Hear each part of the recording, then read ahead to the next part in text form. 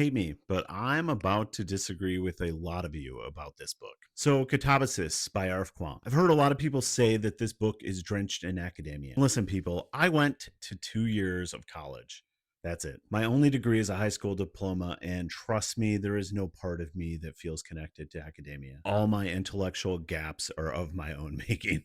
But here's the thing, to me, this book isn't academic. It's drenched in ethical, moral, philosophical, and religious conversations that I think still remain accessible. And honestly, maybe this is where I'm an outlier because that is my jam. Before I even knew what a rabbit hole was, from about the ages of 8 to 16, I was obsessed with the ideas of death and religion and philosophy. I basically managed to master the art of turning myself into a tiny, pretentious ass. So, reading Katabasis, honestly, it kind of felt like coming home. And yeah, maybe I am admitting that hell feels an awful lot like home, but I enjoyed the journey either way. Plot wise, it's basically about scholars who descend into hell both literally and metaphorically. They go into the underworld on this dangerous and heady journey. On the surface, it's a trek through myth and peril, but underneath, it's really a long dinner party conversation about belief, morality, and what makes life meaningful. Except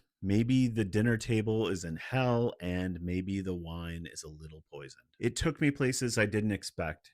It asked me questions I wasn't prepared for. And for me personally, I was willing to forgive the lack of emotional attachment to the main characters for the first third of the book because I was that hooked on the ideas and the setup. So, no, this isn't a book that's going to connect with everyone, but for me, this was nearly perfect, 5 stars. And honestly, if you've ever been a little obsessed with death, religion, or philosophy, even if it was as a kid, this book can be your weird little homecoming too.